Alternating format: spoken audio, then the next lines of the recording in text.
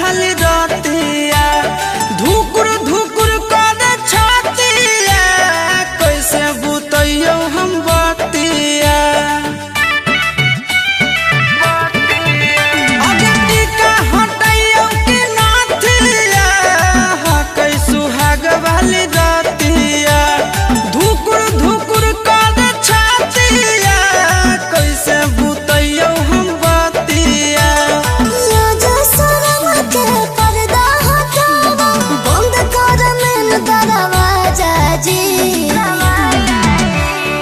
अच्छे गो चुम्मा कमर पर लेके उमर हो जाए हो राजा जी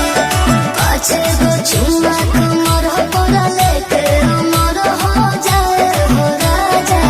जी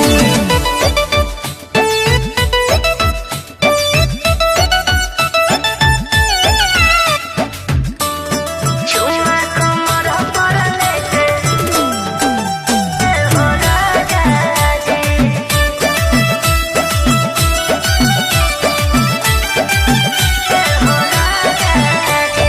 धर हो बलम जी कहरा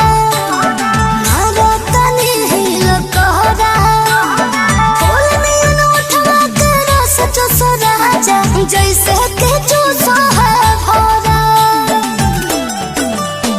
उमर हो तोर अभी काचा गे जान से होतले हो तो नया छागे जान मौका का फायदा उठा हो बलम जी भर के लूट ले हो माजा जी पाछे गो चुम्मा कमर हटल लेके उमर हो जाए हो राजा जी पाछे गो चुम्मा कमर हटल लेके उमर हो जाए हो राजा जी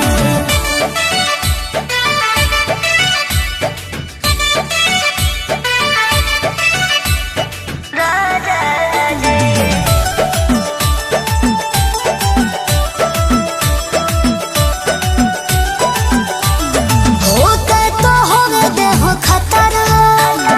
जल्दी बना हो जतरा मोहरा पलंग के टूटते तयाज टूटे देहो भैया पतरा चंदन यदुवंशी है फेरा में गे कुछ नहीं सूझे अंधेरा में गे आशीष यादव के गाना बजा के पाजा में हमरा समझा जी पाछे गो चुम्मा कमर पर लेके